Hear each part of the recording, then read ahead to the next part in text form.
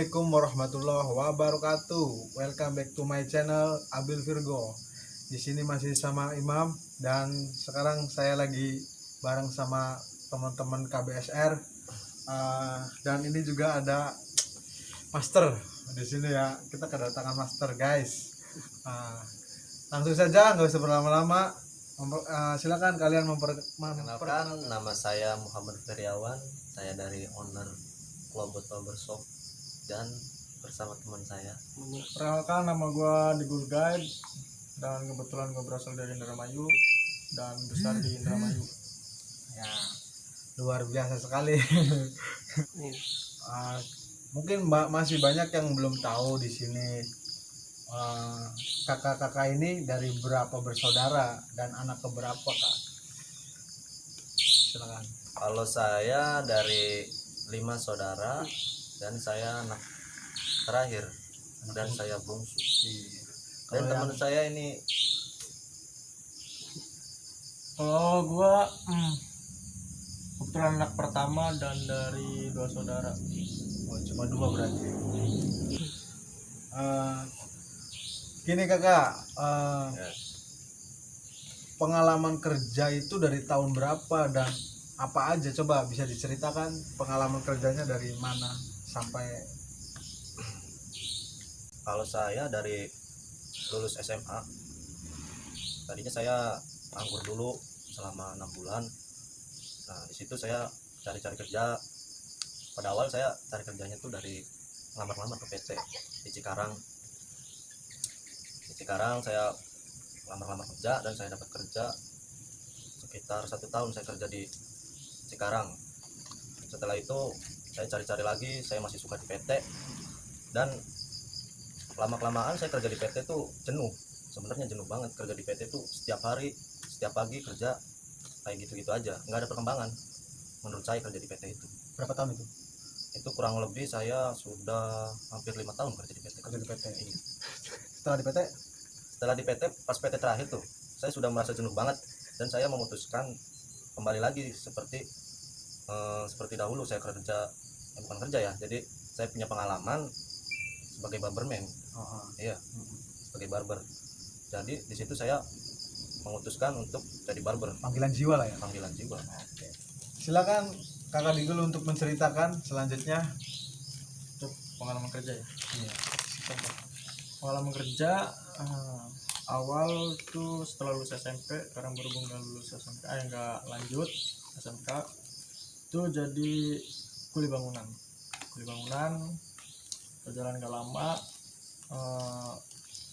nyoba juga karena memang untuk kerja yang mungkin bisa dibilang lebih menjanjikan itu nggak mungkin nih, karena untuk secara fisik kayak gini saya juga sadar. Setelah itu saya coba jualan balon. Saya pernah jualan balon apung sambil diiringi saya pernah juga jualan milidi yang digoreng kan. Iya. Itu selama 8 bulanan, kurang setahun. Setelah itu pernah juga jualan pecel, kerja di pecel selama 1 tahun, dan pada akhirnya kerja di pangkas rambut. Nah, sebelum ke pangkas rambut itu karena memang dulu pernah ada mungkin bisa dibilang keahlian ya. Ya. Kalian dan hobi dari kecil, itu baru disadari bahwa ada potensi buat nyukur rambut. Setelah itu diajak lah sama teman buat ikut kerja, kurang lebih nggak nyampe setahun sih, 7 bulanan, dan setelah itu berhenti. Untuk next saya memutuskan buka pangkas rambut sendiri, dan nggak lama juga, dalam waktu setahun doang saya tutup usaha itu dengan alasan saya mau berkembang, mau lebih berkembang. Mungkin banyak orang yang bilang ngapain sih udah punya usaha sendiri, terus udah jalan udah lama juga, banyak customer kan. Tapi saya bilang saya yakin ada sesuatu yang lebih hebat dari yang sekarang gitu. Makanya apa ya, acuan saya untuk lebih maju sih, jangan pernah takut kehilangan sesuatu yang hebat demi mendapatkan hal yang lebih hebat. Itu aja sih. Oke, luar biasa. Luar biasa. Apresiasi buat Kakak Digul yang sampai sekarang itu masih fokus untuk lebih berkembang. Oke. Ya. Setelah itu berarti berapa kali kerja? 3 kali. Kakak ini dari mulai tadi apa? Saya Awal mula kerja apa? Berapa kali kerja? awal mula Berapa- saya lebih lama di dunia perindustrian, Oh ya, PT langsung ke cukur. langsung mencoba. PT langsung ke cukur. Kalau kakak ini udah banyak ya, berapa pengalaman berarti? Banyak sih, pokoknya hal-hal yang nggak mungkin orang mau melakukan sih. Oh gitu. Iya. Eh, terus di masa-masa dari awal mula kerja sampai masa sekarang itu ada nggak pengalaman yang benar-benar pahit dirasakan oleh kakak-kakak ini? Boleh diceritakan seperti apa pengalaman yang mungkin menurut kalian itu pahit, emang benar-benar pahit, dan tapi bangkit lagi gitu. Seperti apa? Coba ceritakan. Mulai dari kakak Ferry bisa. Kalau begitu, kira-kira ada nggak hal atau pengalaman atau cerita di mana kalian itu ada di fase titik paling terendah lah, atau perjuangan yang agak sulit dilakukan itu seperti apa? Bisa dimulai dari kakak Ferry, silakan. Menurut saya kalau di fase titik terendah itu belum ngalami, tapi kalau di titik sulit untuk memutuskan suatu keputusan itu ada. Saat saya masih kerja di salah satu barbershop di daerah Serang, Banten, di situ saya memang masih betah sebenarnya di daerah sana, karena banyak pengalaman yang belum sampai belum tercapai semua lah. Soalnya banyak pengalaman di sana, dan di Jakarta juga banyak pengalaman yang belum saya capai. Tapi di saat itu saya emang harus memutuskan untuk terjun ke usaha sendiri, karena saya berat untuk memutuskan itu. Soalnya orang tua saya di sini udah sakit-sakitan, dan saya Harus tinggal di Ya. kampung halaman. betul. Dan saat itu saya masih kerja di Serang. Sebenarnya saya mau pulang itu masih bimbang gitu kan, karena belum mencapai suatu capaian yang menurut saya itu pengalamannya kurang gitu di daerah. Masih banyak yang Iya. ingin digali. Iya, masih banyak yang ingin digali. Tapi saya saat itu untuk memutuskan saya harus pulang, dan saya alhamdulillah punya simpanan untuk buka usaha sendiri gitu kan. Memulai usaha Iya. sendiri. Dan alhamdulillah saat itu saya mulai bangkit gitu kan, buat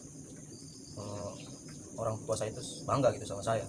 Dan saat itu saya memutuskan untuk buka usaha sendiri, dan alhamdulillah saya buka barbershop yang dinamakan Robot Barbershop.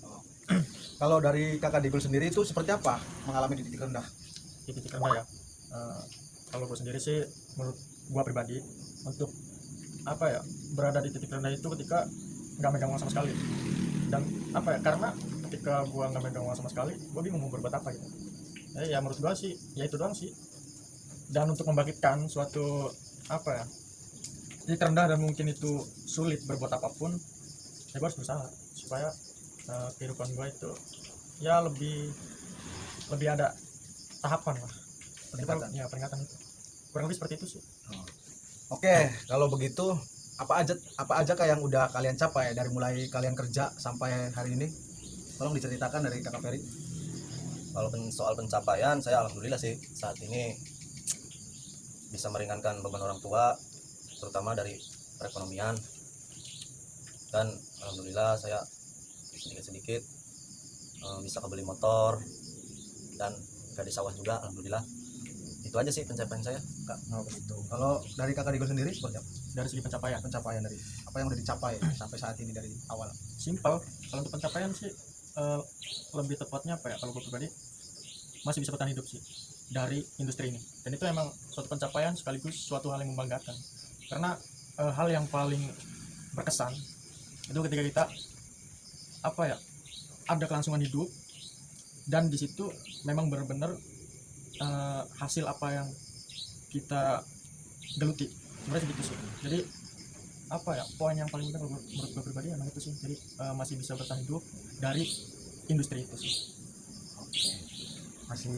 Masih sampai ini terus berkarya dan berkarir Ya. di bidang seni rambut ini ya kakak. Jadi emang itu hal yang paling membanggakan dan patut diapresiasi buat pribadi sih. Dan pencapaian ini nggak semudah begitu aja gitu, membalikan telapak tangan. Nah, dan untuk kedepannya itu seperti apa? Pencapaian apa lagi yang belum kalian dapat, dan apa yang kalian bangun dari sekarang untuk target yang akan datang? Silakan dijelaskan kakak. Kalau saya pencapaian next buat berikutnya itu saya pengen di dunia industri seni rambut ini menambah apa ya, menambah cabang, Lebih besar dan lebih Ya. banyak. menambah cabang lagi buat di dunia barbershop ini. Terus saya ingin apa ya, terutama buat daerah sini yang pemudanya pada nganggur gitu kan. Iya. Jadi saya ingin Membangun lapangan kerja buat pemuda sini terutama. Jadi supaya lebih mandiri lagi gitu. lebih mandiri dan bisa berdiri di kaki sendiri. Betul.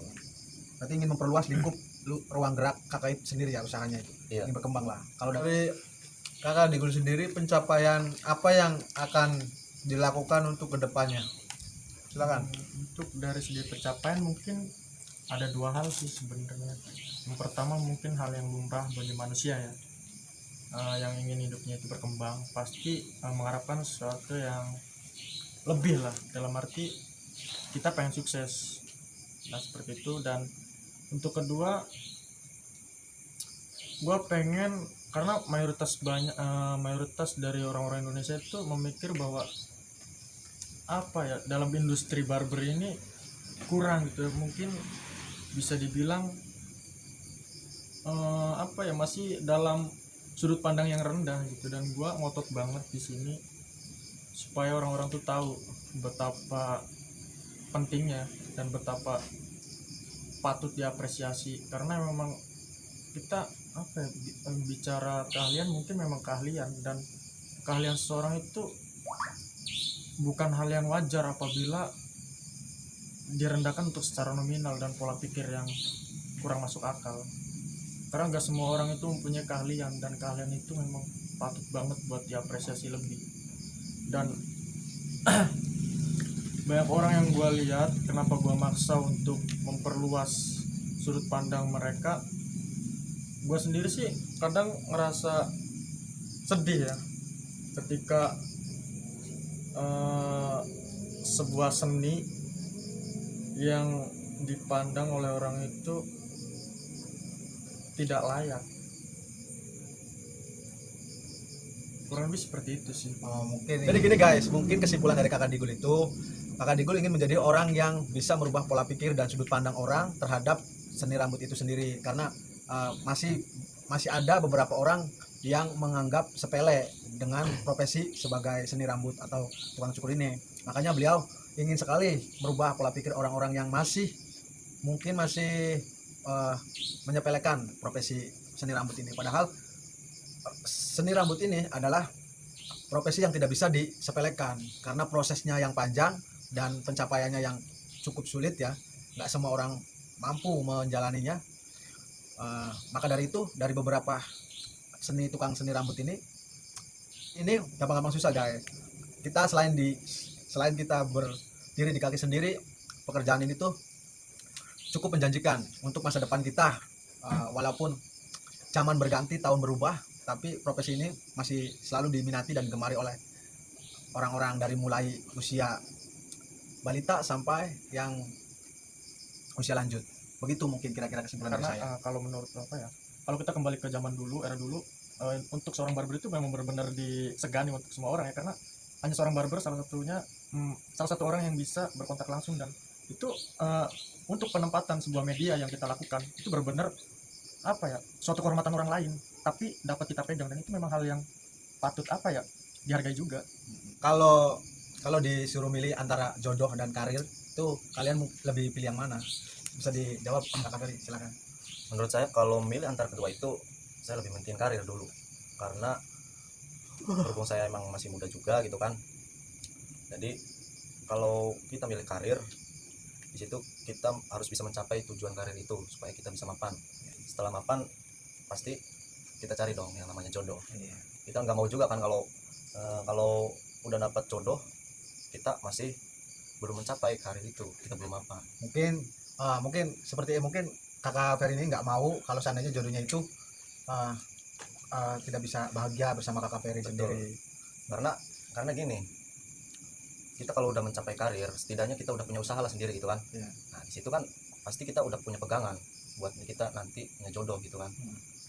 Situ kan. Pokoknya ingin yang terbaik lah untuk kedepannya ya kan, supaya rumah tangganya lebih bahagia, Ya lebih harmonis lagi. lebih harmonis dan bahagia. Itu dari versi Kakak Ferry. Betul. Kalau dari versi Kakak Digo sendiri seperti apa? Lebih milih jodoh atau lebih milih karirnya ini? Sebenarnya sih sama kayak apa yang Ferry bilang. Kalau gua sih ya memang itu.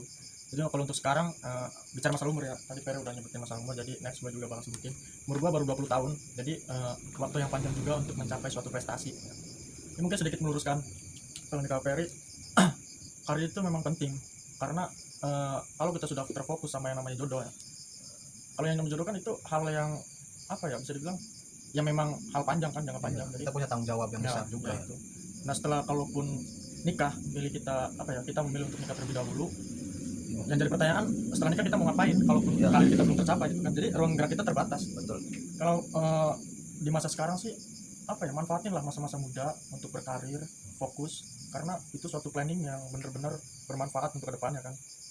Dan ini gue bukan apa ya, membatasi orang-orang ini yang nonton ya, membatasi bahwa gue punya apa ya, punya tujuan ini, ya memang bebas Opini orang beda-beda. ya.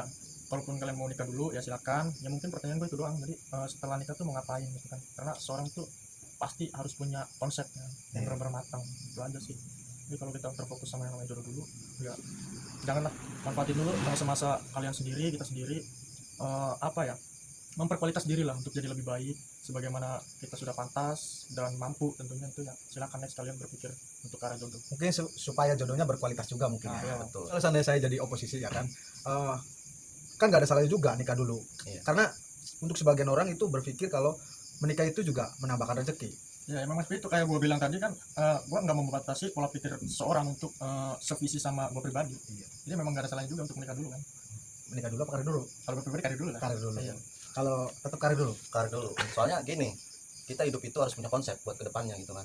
Jadi kita itu apa ya, harus bisa konsep gitu kedepannya.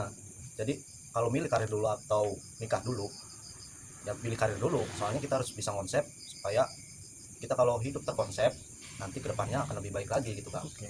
Kalau seandainya di tahun-tahun ini atau di tahun yang akan datang kalian dapat jodoh, dapat dapat seseorang yang ingin serius dengan Anda, apakah kalian tetap masih bersikukuh dengan menuju karir Anda, dan apa malah berbalik arah?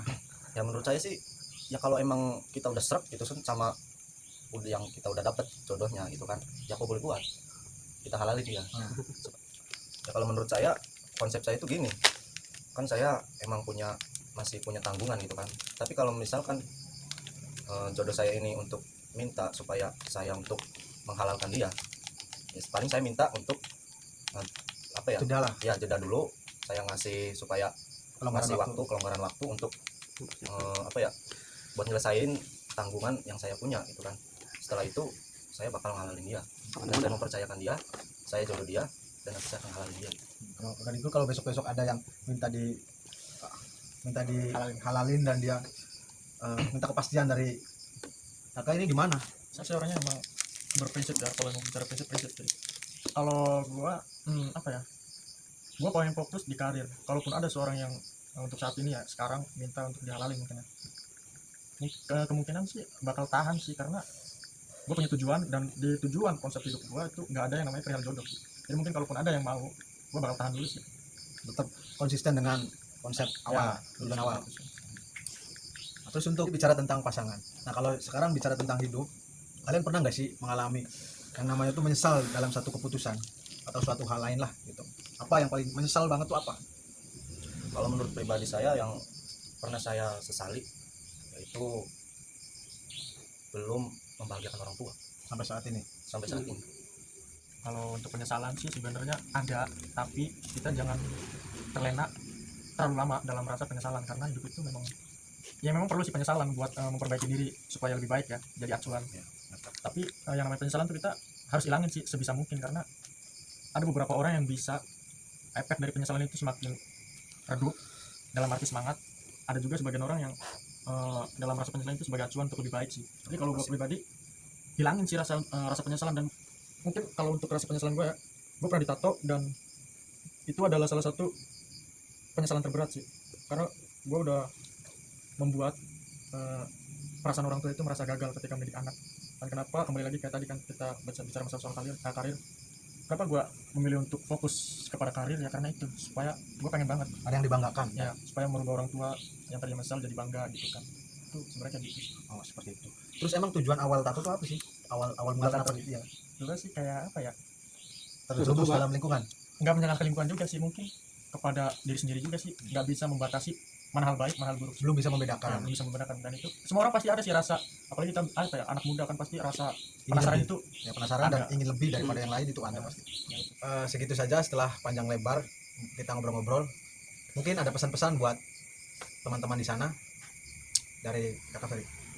Pesan saya buat kalian di luar sana yang masih pada muda seperti saya, gunakanlah sebaik mungkin waktu kalian buat hidup lebih baik lagi, karena kita hidup itu bukan untuk hanya bersenang-senang, tapi kita juga harus mikirkan buat kedepannya, supaya hidup kita itu ke depan harus pencapaian yang lebih baik lagi. Nah, segitu. Ya segitu aja Kak, Iya. pesan dari saya buat para pemuda di luar sana. Kalau dari Kakak Digul sendiri, pesan untuk mereka itu apa? Pesan ya. Untuk pesan sih apa ya, ya mungkin sama yang Kak Ferry sampaikan, lebih ke memperkualitas diri sih. Terus jangan putus asa, gali potensi kalian, hal apapun, jangan pernah merasa malu, merasalah mau. Intinya sih gini, cintai sebuah proses, maka hasil akan menyaingimu. Kurang lebih kayak gitu sih. Oke. Jadi kesimpulannya yang saya tangkap itu adalah ketika ada kemauan, maka di situ itu ada hasil. Dan ketika kita mau berubah, pasti di situ ada jalan. Jangan takut untuk mencoba, jangan takut untuk memulai, jangan takut untuk kegagalan. Pokoknya untuk sebuah proses itu memang gak ada yang instan. Nggak ada Jadi Oke, segitu saja obrolan dari kami. Bila ada salah-salah kata, tolong dimaklumi dan ambil positifnya, buang negatifnya. Next kita bisa bincang-bincang lagi dengan kawan-kawan kita yang lain. Kalau next juga bisa juga nanti kita ngobrol bareng lagi, kita nggak tahu ya. Kalau ada ide-ide yang lebih baik dan saran untuk kami, komen di bawah ini. Kalau kalian ada ide untuk kami, dan tolong komen di bawah ini ya kan. Terus jangan lupa like, comment, and subscribe, dan follow juga Instagram mereka yang tadi berdua itu. Sampai jumpa. Assalamualaikum warahmatullahi wabarakatuh.